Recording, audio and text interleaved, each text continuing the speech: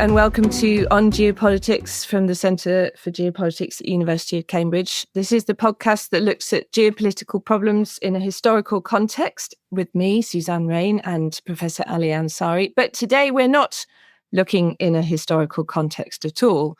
We're leaving analog behind, Ali, and heading into the digital world. We're being joined brilliantly by Kieran Martin, who is Professor at the Blavatnik School of Government in Oxford and formerly the founding CEO of the UK's National Cyber Security Centre. So welcome, Kieran. Hi, thanks both of you for having me. Great to be here. Really good to have you here. Let me start you off, Kieran, by asking a sort of very basic question in a sense. To what extent do you think we can blame technology for many of the ills that our societies are facing at the moment? Well, I'm a bit worried by Suzanne's introduction because she told me not to put things in an historical context, but I wanted to. So let me, because I think this is really important and it helps in a geopolitical context as well. There's no doubt that when we're all gone in hundreds of years' time, assuming we haven't all been enslaved by killer robots, that when the history of this period is written, there'll be a dramatic sense of societal and economic change driven by tech. There's no doubt about that. So it is genuinely important. At the same time, there are these huge trends that it's very easy to blame if they're negative on tech. And that's not really a sensible way of doing things. I think the most sensible way is to look at global geopolitical and historical trends and say, look, what's different about technology? So I'll give you one thing that is. We have in our societies at the moment, both originating from criminal gangs who are hosted in hostile countries like Russia and from nation states, we have this sort of constant menace that we find it very hard to do something about because the harm to our societies, let's take cybercrime hosted in Russia, where, at the minute there's a big crisis in the US healthcare system because Russian criminals are ransoming it, as they say. There's very little that, if you take historically, a criminal actor starts to have a go at American commercial hospitals, the FBI will be all over it and the American law enforcement system. And they are. The only issue is because these people are remotely hacking from Russia, they can't go after them physically. They just can't. I mean, you think about the geopolitical consequences. If Russia does not cooperate, it doesn't extradite its own citizens. So law enforcement traditionally doesn't work. That's new, and that's due to technology. And the big trend here is for the first time in human history, you can inflict significant harm on another territory without ever setting foot in that territory. Even at the height of international terrorism, you could plot from remote areas of the Pakistan-Afghanistan border, but at the end of the process, somebody somewhere had to set foot in your territory to execute the act, and that no longer happens. So that's a big deal in terms of managing social and digital harm. On the other hand, in terms of some of the things we're planning to talk about in terms of elections, we talk about, we've got these computers now, and so they're undermining our democracy like never before. I mean, that's nonsense. If Britain has a general election in October 2024, and let's face it, the odds are narrowing quite significantly in favour of that, it will be 100 years to the month since the election of October 1924, which was influenced by the Zinoviev letter, what we now call a deep fake. It had no computerized involvement at all. Indeed, at a time when we're all talking about potentially doctored and edited images emerging from the households of the next head of state. I thought we weren't going to discuss that, Kieran, but now we're on to it. Well, people are now harking back to the days when, the Stalinists used to alter photos. There's nothing new about this type of thing. And I think, that's not just a sort of, too clever by a half point about fakes. It's also a point about, let's look at all sorts of things, such as the wider polarization in Western society. I think technology is a contributor to that. I mean, you two are much more expert on wider geopolitical and social trends than I would be. But it seems to me a stretch, to put it gently, to blame, for example, the polarization that's very evident in the United States at the minute with Trump and the anti-Trump contingent. It seems to me a stretch to blame all of that on computers and ignoring deep-seated economic trends that have been happening since deindustrialization, et cetera, et cetera. So what's important in technology is working out what's new about it. Where was it the direct cause of new harms? Where is it a contributor and indeed often an accelerator of existing tensions? And where is it just a convenient excuse for things that we don't want to face up to, that have got much more complicated roots? You've made me think while you were talking there, Kieran. I'm about to take us off in a direction that you hadn't expected, I suspect. Okay, great. But you just made, as you were talking, I thought if I was sitting there in the Supreme Leader's office in Iran, I would see all of those things as being a problem for me too.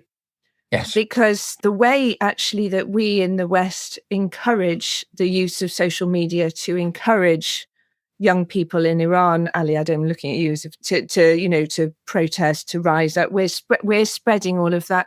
You could see that although we see this, we talk about this in terms of the West as the democratic way that we organize ourselves as being under threat by the way that technology is influencing how people think and behave. But actually, if you flip it round, it's probably exactly the same. Well, they've been complaining about this for long before we have, you'll be pleased to know. I mean, I think Facebook was deemed one of the enemies of the state in Iran about 2 decades ago, actually, much to a lot of mockery over here. So they're very anxious about it. I mean, you're quite right on that. So, and I think it's a really important point. And I think one of the things two of the things we lose sight of, two perspectives we lose sight of. One is how the rest of the world sees technology, and I might come back to that. The other is how we used to see technology and how others used to see technology. It's not that long ago, but Ali's already talked a little bit about Iran, and from the little I know about it, I would concur. I know a bit more about how China has historically seen the internet. China was terrified of the internet in the late 90s. That's why I put so much effort into mastering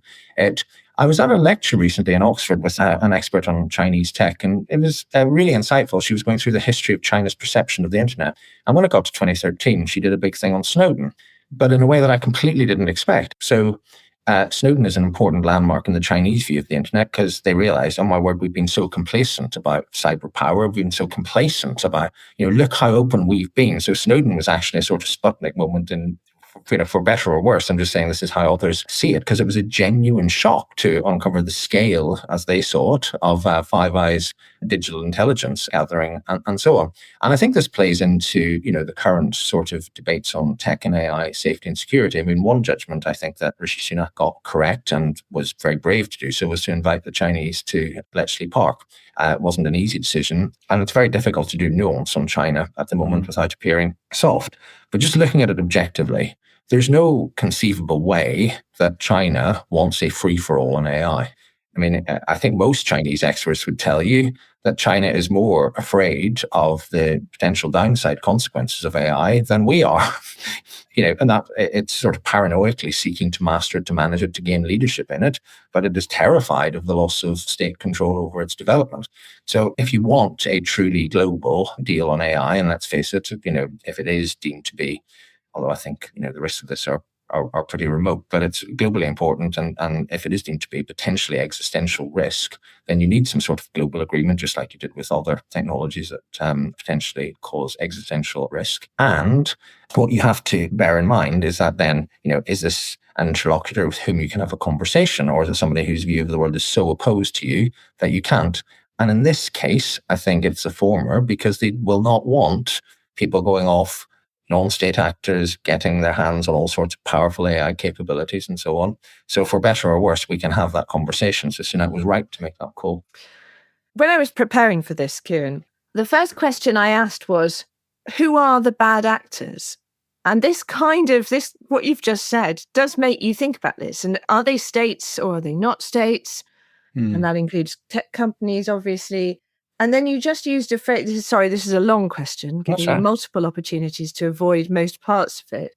And then the second bit was you used the phrase to master it, to gain leadership of it. And that's the kind of arms race discussion, isn't it? Who wins this? So actually 2 questions. Who are the bad actors? And we can go off in lots of different directions about that. But then how does this competition play into that geopolitical competition that we've also got? So I might answer that in reverse order, because I think it's one of the biggest shifts in recent years that it's important to get right. The whole point about the arms race and mastering it and gaining leadership in it, I think comes from the historical context from the 90s, the holiday from history between the fall of the Berlin Wall and 9/11. That's when the technology we're all using really gained ground, and it was fundamentally American, non-governmental. It was the American private sector. Sure, you had Tim Berners-Lee, you had a bit of the US government, et cetera, but primarily the American private sector built a model of a free and open internet with minimal government interference. And at that sort of arrogant point in history, we all assumed that was the only model it was ever going to be. I think the bad actors that we've talked about are cheats on that internet. but it's a single model. And this is where the difference between, say, Russia and China, if you're looking at it from a Western perspective, this is the difference between Russia and China. Russia is just a very sophisticated cheat on America's internet. China pursued its own operations on America's internet, stole lots of data, et cetera, but unlike Russia, then decided to contest the economic model and build its own. Russia doesn't have a technological industrial base to speak of. China absolutely does, and it works very differently. And they're contesting and competing. And that's why, in a sense, cybersecurity, my field, went from being very non-partisan and apolitical. It was just, can you keep, your branch of America's internet as safe as possible, to, now you have the US and China sanctioning each other, restricting access to materials, to microchips. People are talking about undersea cable security. People are talking about where the location of data centers, all of this stuff, the supply of rare earth materials needed for batteries and all of that. So there's now a sort of battle for economic leadership of technology, and also the model, these obscure standards bodies that set the rules for how computers operate with each other and so forth. China and Chinese companies are now putting forward these proposals that would make it easier for state surveillance, et cetera, et cetera. So it's a different model.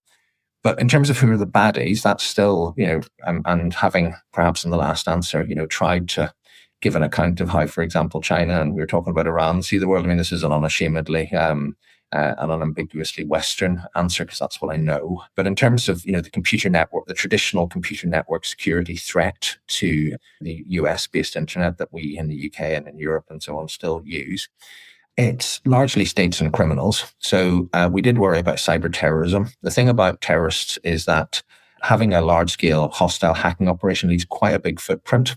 And terrorist groups are trying not to leave a footprint so that the US-led opponents of them cannot find them. So you need a sort of, frankly, a cyber command, a GCHQ, an FSB Unit 16 type operation. So you need a building, you need somewhere for people to go, you need staff, you need digital infrastructure. And a terrorist group can't build all that, because obviously it just makes it a sitting target.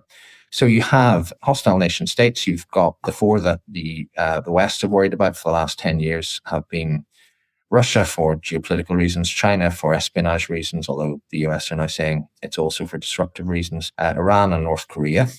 And then you've had the cyber criminal gangs, who have been the ones that have actually caused the most high profile and dangerous harm, because, the nation states tend to act with some type of restraint, not always. So Russia and North Korea have both got operations spectacularly wrong that have caused all sorts of damage. But the criminals don't care. So, it is highly unlikely, say, that the Russian state, even at its worst, is going to hack a Western hospital and ask for money. But the criminals do. And one of the other misunderstandings about cyber is that, a cyber attack can take planes out of the sky and that sort of thing. It's not really how it works. Right. If you're in Britain, you may remember last August, the air traffic control system failed comprehensively. It was an accident. But that doesn't matter if you're in a plane. If the computers go down, the computers go down. But the planes all landed safely, because no air traffic control system, we will all be relieved to know, relies entirely on the maintenance of the computer network, because they fail all the time. So we have backups and we land them. Kieran, can I interrupt you there just to say, because one of the things that I'm fascinated by, because you see the difficulties this poses for news organizations actually level, is attribution. Yes. And obviously, anytime there's a terrorist attack, there's a sort of tail where people want, the first thing they want to know is who's done it and how long, is it finished? And that's the thing that nobody knows, because you've just been surprised by something. And so you end up with this division, essentially, between 24/7 news coverage, which needs to talk about it, and the people who need to decide what to do, who are sitting somewhere else saying, we haven't got a clue what's happened yet, so give us a bit of time. And what you're talking about there is a sort of really neat and obvious example where suddenly the air traffic control goes down and everyone goes berserk saying, oh, someone's hacked, we're all going to die. And that question then of attributing, of say, and I watch you on Twitter where you're a model of this, but of saying, well, let's just wait, let's see what's happened. So there's a whole industry out there now, isn't there, Kieran, of kind of cyber attributors who are trying to, in a way, perform a function of steadying our nerves, where they're allowing time for this properly to be understood. Is that what's going on? It's a hard problem. So I think when you attribute, you're asking two questions. One is, who did it? And the second is, what is the relationship with the state that they did it from? And that both are quite important and both can be quite difficult. So the who did it is often a technical and intelligence gathering question. And in the course of my government career, and I ran counter cyber operations for the UK government for 6.5 years, attribution ranged from everything from having video footage of people under surveillance typing into a keyboard and seeing exactly who they were, where they were and what they were doing, all the way through to not being entirely sure what continent it came from and everything in between. So there's a big range of levels of confidence in terms of what you know. Then the second question, let's take the upper end of that scale where you absolutely do know who's doing it and so forth. There's the question of what their relationship is with the state. So, we talked about states and criminals being the main actors. So, China and Russia both have uniformed military personnel who go into an office building every day and, they get issued orders just like other military and intelligence personnel and they carry them out. And that's 100% controlled by the state. There are, although there's not that many examples of this, but at the other extreme, there are countries who are, weak central governments who are trying very hard to eject cyber criminals from their territory and not having much success. But you don't go around blaming them for the harm that they're doing. You try and build capacity. The really difficult bit is these sort of semi-state actors. So, for example, there's just been a rather amusing leak of a Chinese semi-state actor called Aisun. The cybersecurity industry loves to give people these ridiculous code names. And Aisun sells to the Ministry of State Security. So it hacks, it tries to hack things. It tries not to get caught, which is why this leak has been rather damaging, not least because it shows just how tawdry and badly run Aisun is. And then, it says to the Ministry of State Security, we've got into this foreign ministry, would you like to buy it from us?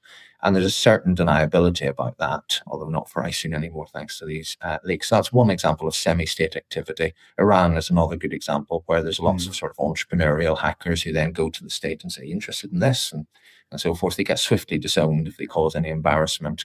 And then the relationship between criminal actors in the Russian state is absolutely fascinating. And the best example of this, to pick up from the last answer, they've caused the most harm because they can't take planes out of the sky and they can't switch off, say, hospital operating theatres. They can stop people being admitted to hospital. They can cause the large-scale postponement of diagnostic consultations, so they can cause serious harm. And that's what happened, say, at national level. That's what happened in Ireland in 2021. So in Ireland, there's this body called the Health Services Executive. And for a British audience, think of it like the commissioning wing of the NHS. So it says, here's where you're having your appointment, et cetera, et cetera. And that it was a single computer system and it was out of date and it got completely done over. So the whole national appointments booking system didn't work. It was a disaster. It quickly became clear that this was an attack from within Russia, really obvious for reasons I won't go into in the interest of time. So then you have, now Ireland's not in NATO, but it is in the EU. If you actually seriously thought that this was a directly ordered Kremlin hit on an EU member state, you'd be in some pretty interesting geopolitical territory. If you then thought that, this was something the Russians were actively trying to stop, you'd be wrong, because they're not. So it's that somewhere in between where it's like, and actually there was a lot of this before the invasion of Ukraine, where there was some semblance of dialogue with Russia, which could occasionally be sensible. There was a push to say, look, you cannot go around hosting people who will ransom and hijack an entire national healthcare system. And for a while before the invasion, there was a little bit of a squeeze put in these gangs. So that attribution is really complicated. Who did it? But then, which is frankly a technical and intelligence judgment, a very sort of professional one. And then there's what is their relationship to the state, which can be really, really murky and is a judgment call for governments. And it's deliberately murky, isn't it? Absolutely. The other thing, Kieran, that this has done, sorry, this is not the direction, again, that I expected, but it's shifted the balance of knowledge from the oldest people in governments, in structures and decision-making to some of the youngest, because they're the ones who can do the really techie stuff in the background that can tell you what's actually happened on the computers. And I wondered, obviously, you bridged both those divides so magnificently. But I think there's something really interesting about the way that it's changed the structures of understanding and knowledge in governments, because it's been necessary to broaden the conversation to include far more people, because they're the ones who actually know what's going on the internet. Is that correct? Or do you think it hasn't? I think there's a lot in it. I think who knows whether the passage of time will take care of it. I mean, I was in the civil service when, mass use of email came along, and I worked for people who, struggled to adapt to that. But nowadays, as we now know, government can be occasionally run by WhatsApp, and, there's no sense of that. But it's a really interesting point. I think it does affect the power dynamics sometimes. So, when I was running the National Cybersecurity Centre, I think techies who tended to be young, not all of them were, but techies who could, communicate very clearly and in very accessible ways were extraordinarily valuable. And, even things, and I know this is very down in the weeds, but, I remember just you'd fight with, the powers that be to say, you'd have a meeting with the Prime Minister. We shouldn't have that often, but, you'd have a meeting with the Prime Minister and you'd say, look, can we please bring this young technical expert? Because what's the point in me spending hours and then maybe not knowing the answer to a question? We'll control him or her. We will. But at the end of the day, if we have to explain some complicated software engineering, it's probably better if you have somebody who's actually really, really deeply qualified in the subject. And over time, I recall a rather hilarious conversation with a Singaporean colleague about the cryptographic security for the contact tracing app during the pandemic, because the problem for this poor sod was that the Prime Minister of Singapore is one of the most distinguished cryptographers of the last 50 years that's ever passed through Harvard. So, we were talking about this problem, and he was laughing because he had to go on a whiteboard with equations and so forth.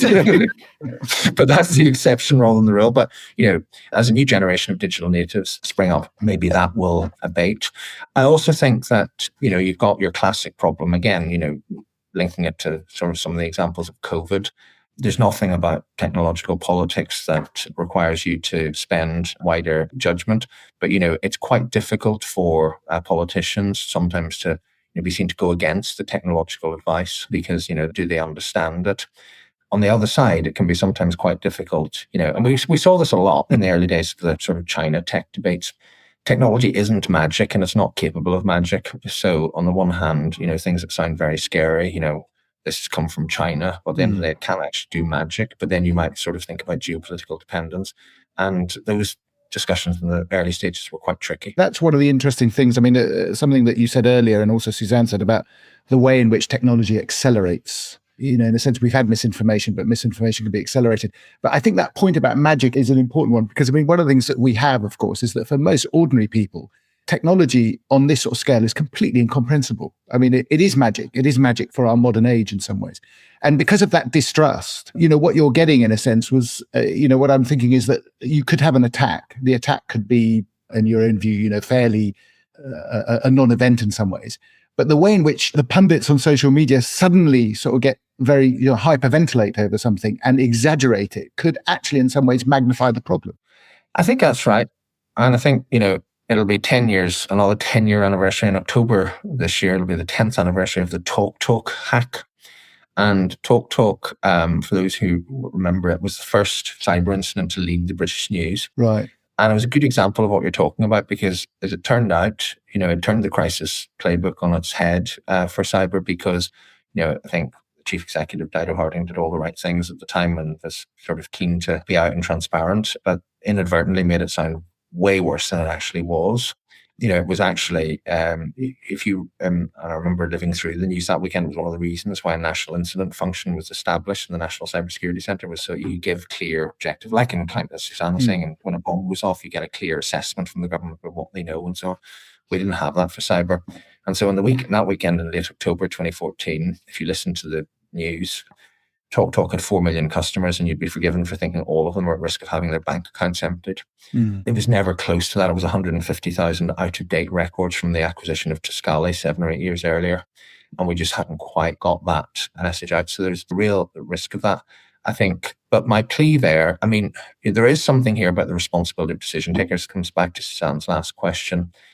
I have been, I used to joke with colleagues about this, when I was waiting for my item, say the National Security Council or something, you'd have various politicians of all shapes and stripes who would quite happily proffer their opinion on aircraft carrier procurement. They had no background in aircraft carrier procurement, but they would say something and maybe it would make sense, maybe it didn't. But when it came to computer network security, it was like, it's way too complicated, let us listen to the experts. And that's quite a dangerous thing. If you suspend critical faculties, I used to tease energy companies when they would say, can you come and give us talk to our board about cybersecurity? And they'd say, it's much too complicated for us. I'd say, your core business is extracting fossil fuels from the seabed economically and safely. That sounds quite complicated to me. And you wouldn't have a board member in a PLC saying, pension liabilities, can't be doing that. It's too complicated.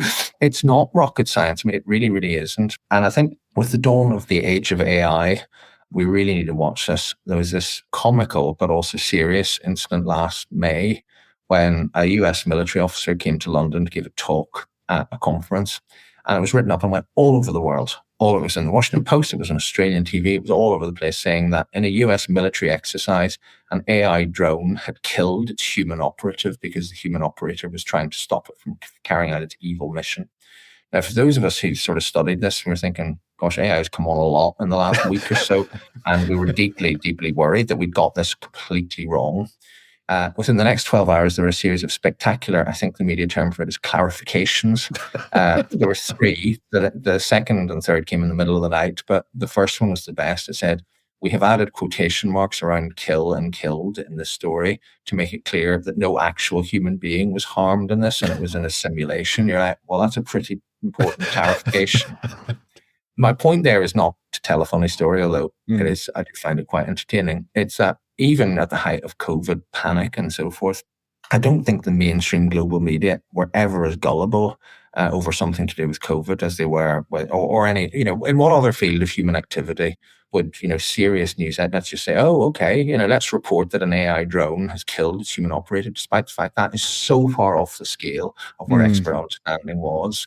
So I do think we need to, the most dangerous thing, whether it's corporate decision-taking, political decision-taking, is a bunch of people sitting around a table listening to young experts or old experts and so on, and just saying and nodding because they're too scared to look embarrassed by saying they don't really understand what they're being told. If you don't really understand what you're being told and you're in a position of responsibility, just say you don't understand it and ask them to explain it, and don't let them go until you have explained it, because it's not magic. You will find a way of understanding it, and you have the responsibility to take an informed decision, just like you would whether it's pension liabilities, a military threat, whatever it is. Just understand it.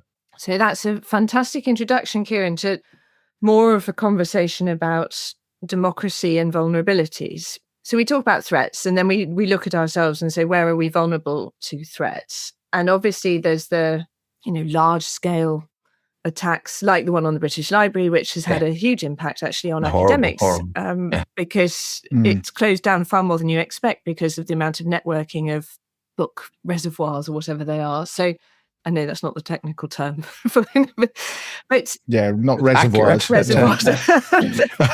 I'm sorry, but I mean it's a fascinating example actually where we were very vulnerable, and not only did we not really understand the extent of that vulnerability as a wider group of people, but actually for weird reasons that didn't get the coverage that you'd have expected, and it took about a month before everyone really started saying something's really wrong at the British Library. So there's that. And then this broader question about our societies being vulnerable to this sort of chaotic feeding frenzy that starts whenever somebody mentions cyber and AI. Yeah, I think so.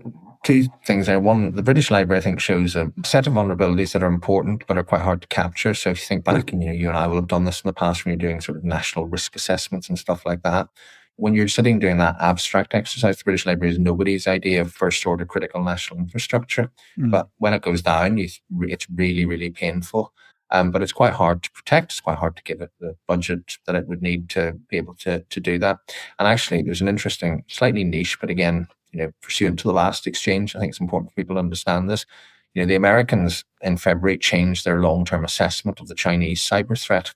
They said, China, again, it's hard to be nuanced about China, but China has no history of disruptive hacking in the way that Russia does. It hasn't taken out TV stations. It hasn't disrupted the opening ceremony of the Olympics and so on. But the US claimed to have found a whole bunch of implants in US critical infrastructure, aviation, energy, healthcare, coming from a Chinese group that wasn't there for spying. And I would call this, think of ransomware without the ransom. So think about doing 100 operations like the British Library, but instead of offering a way out to, buying your way out of trouble, which is what the criminals do, you just say, no, we're just leaving them there. So you can see the potential for, Jen Easterly, who runs the US Cyber Agency, said, the risk she's warning of is a sort of everything everywhere all at once disruption of society, not where people start, losing their lives, but where, wholesale disruption of everyday life occurs in a way that damages confidence. So that's the one thing. I think the second thing then around, elections, democracy and so on, I think the correct word, and Ali has highlighted this, the correct word here is accelerate. There are existing problems. and vulnerabilities. Always have been. You go back to Zinoviev, come back to other times when we've been deeply divided and so forth. But there's a serious structural issue now that's looks like it's going to get at least temporarily worse around trust and information. About what is authentic and what is not. I find the whole Imran Khan, authorized fake video quite interesting. I've tried to find an objection to it, and in some respects I can't, because they weren't pretending it was genuine. Everybody knows the man's in prison, so he's not going to fake this. But I find it really interesting. It's like, we are using it fake to show you what he would have said if he'd been at liberty to do so. So we're in a new dispensation when it comes to trust in information. I do worry about that. I sometimes get accused of being a bit sort of complacent and overly optimistic about our ability to manage threats. I think trying to find a way of restoring trust in information and finding methods of trust in information is a really big deal.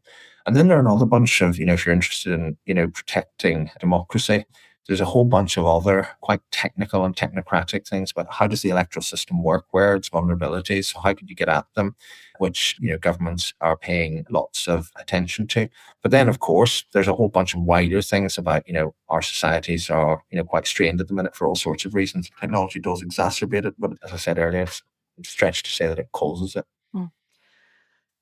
Ali, did you want to ask something? Yeah, well, I wanted to ask something on a slightly different angle, but it's also really about, in terms of hackers and in terms of our vulnerability to sort of being hacked, is this something that we just have to basically live with? Is it a situation where the hacker will always get through in that sense? Like we used to worry in the 30s about the bomber always getting through. I mean, the point is this something we can ever be absolutely protected from, or is it something we're just going to have to live with? Not absolutely. Certainly in the immediate future. I do think things are changing a little bit in that there's a well-known phrase in my trade that, the internet was built without security in mind. And I think that's true. And it wasn't willful. Yeah. It was just, it was partly the economic drivers at the time, partly the way that tech worked and so on. And, the first sort of mass use version of internet-based technology was give away lots of personal data in return for free access to web-based services. And every word of that is a security disaster. But the economics of the internet are changing. We pay for a lot more services, actually hardware, we've all got devices in our pockets or bags or whatever. Maybe wearing internet-enabled watches. That hardware aspect makes it easier to secure in some respects if you get it right. The US published a national cybersecurity strategy in March of 2023, which tackles the extraordinarily difficult but crucial task of how to fix software. Because the whole software economy is full of holes. And, there are various, there's a big hack last year where hundreds, if not more than 1,000 global corporations, the BBC, British Airways and Boots were the three high-profile ones in the UK, all got done over because they were all using this core piece of internet software to move data around.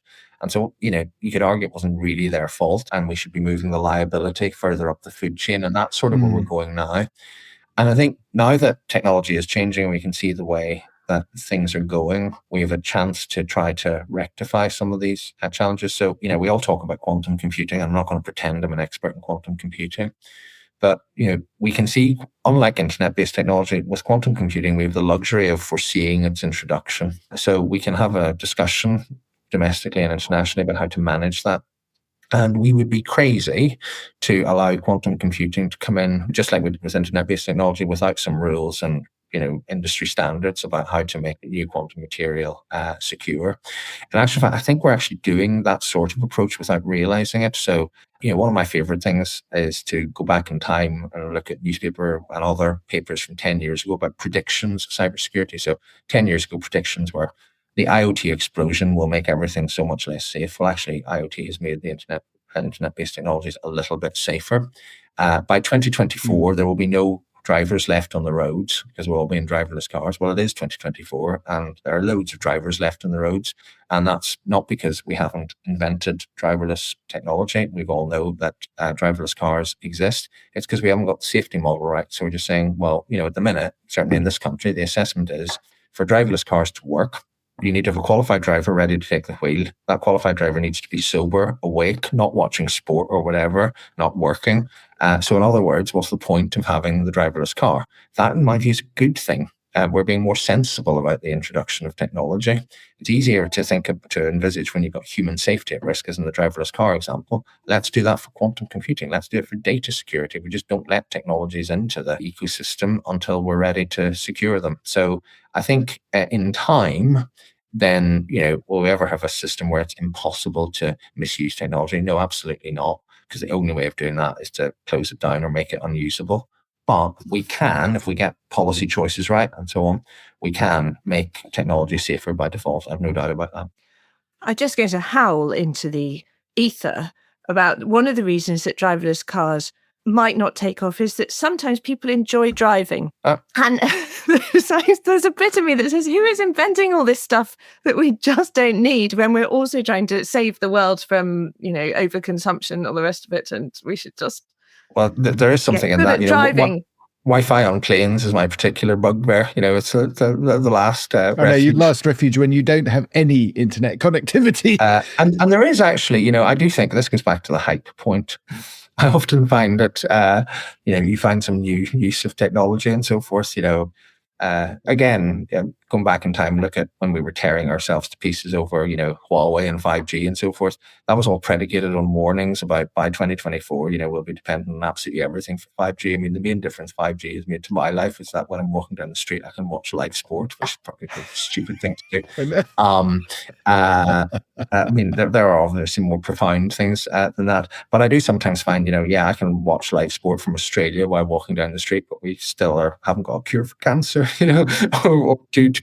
I sometimes subscribe to what some people call the "dude, where's my flying car" school of technology. There's quite a lot of things we haven't achieved.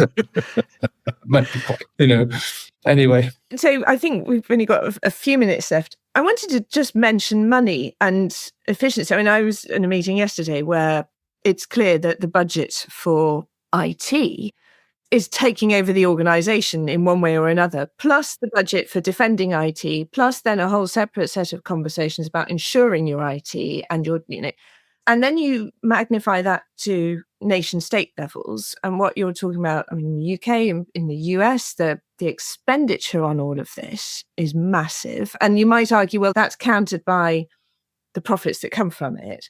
But are we as the West being efficient?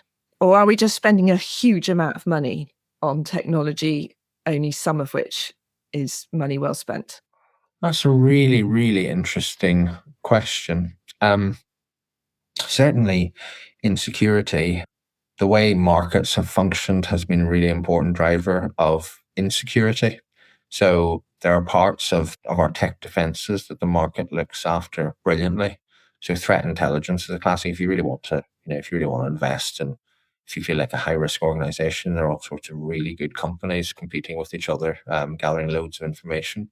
Historically, if you want to do something like protect your brand from being spoofed, nobody was doing that because you didn't really suffer if your brand was spoofed. If you got a fake email from your favorite supermarket, you didn't blame your favorite supermarket, so people weren't doing that. But obviously that causes big social harm. Similarly, I think that, the way in which we've regulated some of this stuff has been very detrimental to security. So telecoms is a classic, and the UK, I think, has done some very clever policy measures, culminating in an act of Parliament in 2022 to try to rectify this. But we've ended up with 20 years of telecoms regulation that was obsessed with as low consumer prices as possible. And when we were members of the EU, no roaming charges with other countries. And you ended up then with quite weak security in the telecoms infrastructure because nobody had an incentive to invest in it. And you also ended up with a collapsing market in telecoms infrastructure, which is why that became the big sort of fulcrum of contestation with China. So I don't honestly have a view as to whether, we're spending money efficiently or so forth, at a sort of macro level on IT. I mean, we are spending an absolute fortune on it. I think some of the digital government stuff that was involved with peripherally and post-2010 period in the UK was actually quite useful in enhancing citizen experience and saving money at a time when there was very little of it about post-crash. But I do think, the strategic management of tech infrastructure I think we're finding it quite hard to, because when we leave that to the market, which is what we do, it ends up with all sorts of weird and distorted outcomes, both for security and also in terms of, resilience of supply, that we haven't quite got our head around how to deal with yet. That's fascinating. That's a whole nother conversation, isn't it? Because it is. There is a lot more to talk about, to be honest, but hopefully we might get you back, Kieran. And that's completely fascinating, though, because what you're finishing up by arguing is are you arguing for greater, I don't want to say state control, but state planning of infrastructure systems? So now that I'm out of government, I'm a bit less careful sometimes about what I say, and that's a very, very good question that if, I was back in government and I was on the Today programme, I'd be terrified of answering. I think we need to have, and I'm sorry to be so sort of pusillanimous in my phrasing here, I think we need to have a sort of serious grown-up conversation about it to see what is possible. So at the moment, I think, and this comes back to the US-China, China versus the West sort of struggle on tech. At the moment, we're overlaying sort of traditional national security cooperative frameworks on what's essentially an economics issue. So, my favorite example of that is when we were going through the whole, 5G rise with the Americans and all their Five Eyes partners, as we were trying to sort of work our way out of this, I remember, people giving me, who ran a subsidiary of GCHQ, instructions to say, you need to go and work more closely with our Five Eyes partners to build alternatives to the Chinese giants. Saying that's the wrong bit of government to be talking to. I'm a cybersecurity subset of a signals intelligence agency. We don't build alternatives to Huawei. And actually, we have got used to, in my view, and I'm sure there are military people who'll be listening to this, who'll be spitting into the tea, whatever when I say this, but, conceptually and even practically, defense cooperation is easy. You've got defense ministries, they're used to collaborating with each other. If you're in NATO, they've got a big bureaucracy in Brussels. And kind of you got one trade-off. You've got sovereignty versus interoperability. How much do you want to be able to do on your own versus how much do you want to be able to do with allies? That's kind of it. All sorts of technical and budgetary complexities within that, but it's kind of it. And we know how to do defense cooperation. If you want to say, for the next generation of telecoms and internet infrastructure, we want to make sure that there's a robust, not completely US dominated, but friendly Western alliance industrial base. That means that Western countries aren't reliant on Chinese alternatives. And indeed, Western tech is better than China. How do you do that? And actually, the Prime Minister, when he was campaigning for the leadership, once made reference to the idea of a technological NATO. I think that's a really interesting idea. It's very good. But I think the challenge with the technological NATO concept is it sounds easy. It's really not. It's massively hard. You look at what President Biden's doing with the CHIPS Act and so forth, you can see the strategic play against China. But then he enrages most of America's allies by saying, and the answer is $52 billion of subsidies to the state of Ohio. Right. So this is a really, really hard problem.